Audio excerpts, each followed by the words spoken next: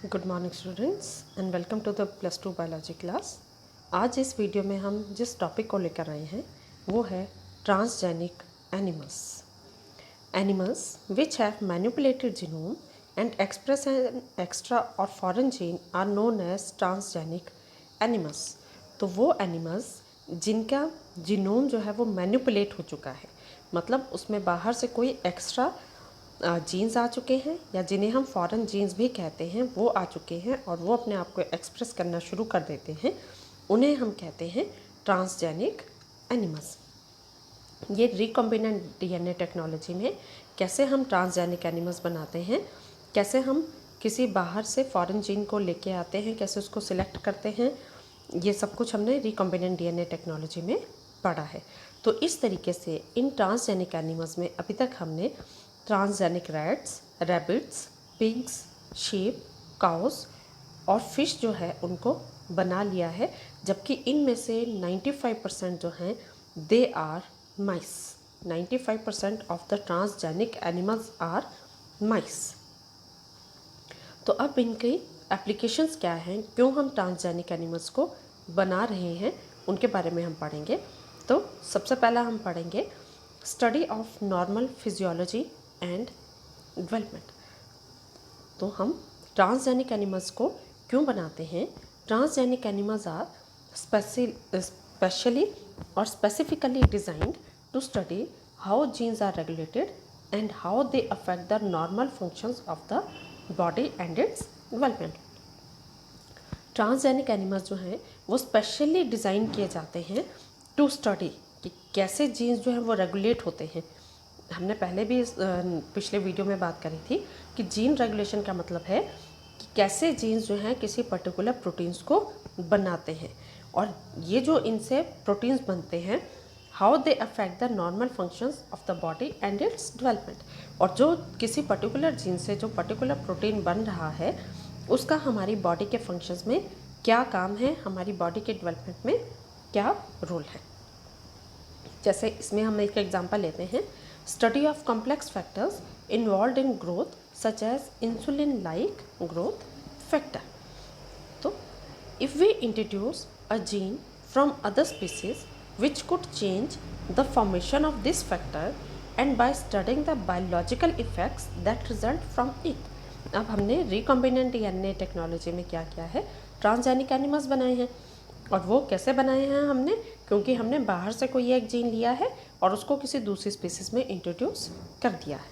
तो जब हम किसी एक जीन को किसी दूसरी स्पीसीज़ में इंट्रोड्यूस करते हैं तो उससे उस फैक्टर की फॉर्मेशन जो है वो चेंज हो जाती है और वो फैक्टर अब हमारे लिए कौन सा बायोलॉजिकल इफ़ेक्ट कॉज कर रहा है उसके बारे में स्टडी करके हम बता सकते हैं कि उस फैक्टर का हमारी बॉडी में क्या बायोलॉजिकल रोल है, उसके बारे में हम सारी इंफॉर्मेशन गैदर कर सकते हैं।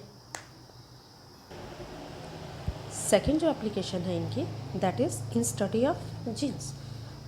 Many transgenic animals are designed to increase our understanding of how genes contribute to the development of disease।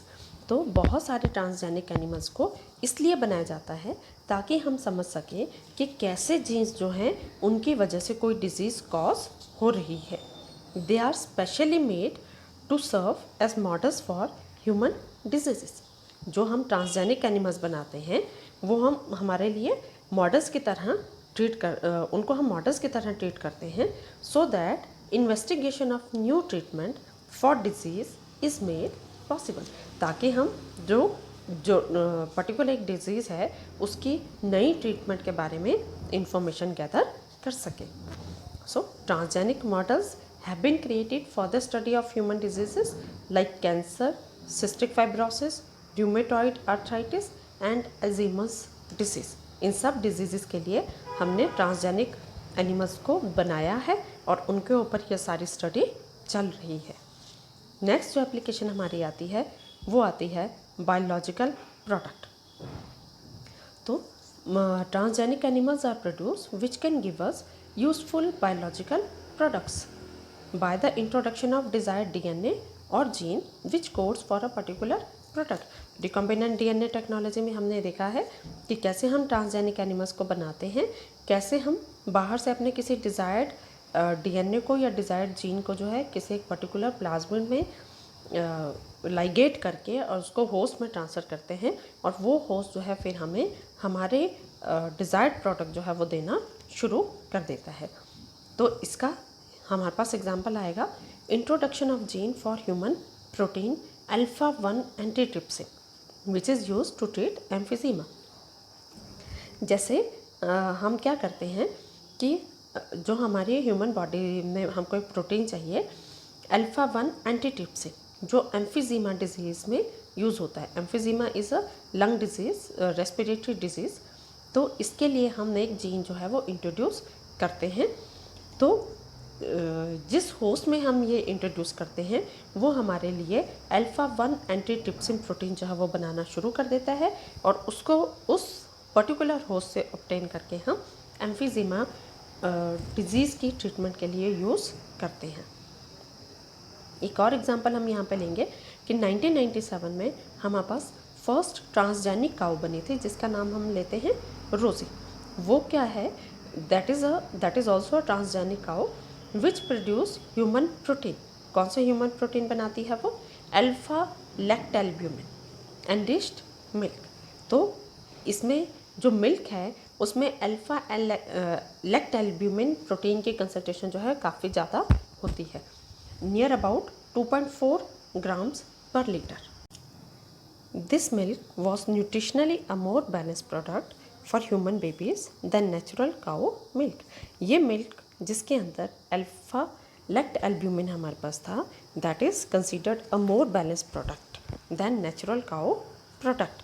तो कई वुमेंस हमारे पास ऐसी हैं जो बेबीज़ को फीड नहीं करवा सकती, उन बेबीज़ के लिए ये वाला मिल्क जो है it is considered as a balanced product. Next application जो हमारे पास आती है दैट इज़ वैक्सीन सेफ्टी। तो transgenic mice are being developed for use in testing the safety of vaccines before they are used on humans.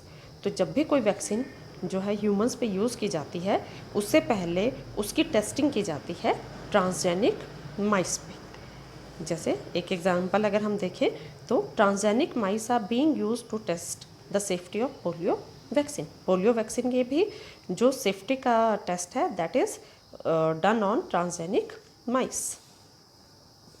If successful and found to be reliable they could replace the use of monkeys to test the safety of batches of vaccines.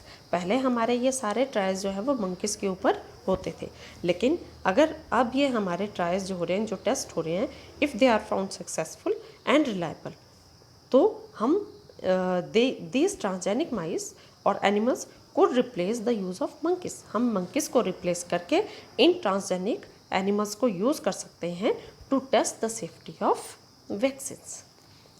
Next application जो है हमारे पास that is chemical safety testing. तो chemical safety testing को हम एक और नाम से जानते हैं विच इज़ टॉक्सिसिटी टेस्टिंग। इसमें हम क्या करते हैं, transgenic animals are made with such genes which make them more sensitive to toxic substances than non-transgenic animals। इसमें हम ट्रांसजेनिक एनिमल्स के अंदर उन जीन्स को डालते हैं जो उनको ज़्यादा सेंसिटिव बना देती हैं टू टॉक्सिक सब्सटेंसेस, और अगर हम नॉन ट्रांसजेनिक एनिमल्स की बात करें तो they are not so much sensitive to toxic substances. अब जब हमने ये ट्रांसजेनिक एनिमल्स बना दिए हैं, now they are expose to the toxic substances and the effects are studied. उसको अब हम टॉक्सिक सब्सटेंसेस पे एक्सपोज करते हैं और उनकी वजह से क्या इफ़ेक्ट्स होते हैं उनको हम स्टडी करते हैं। Toxicity testing in such animals allow us to obtain results in less time. यहाँ पे इन ट्रांसजेनिक एनिमल्स के ऊपर टॉक्सिसिटी टेस्टिंग करने का हमारे पास क्या फ़ायदा है? सबसे बड़ा फ़ायदा हमारे पास ये है कि हमारे पास रिज़ल्ट्स जो हैं बहुत ही कम टाइम में आ जाते हैं और उनको हम फर्दर अपने ट्रायल्स, फर्दर अपने टेस्ट करने के लिए यूज़ कर सकते हैं। That's all in this video. Thank you and have a nice day.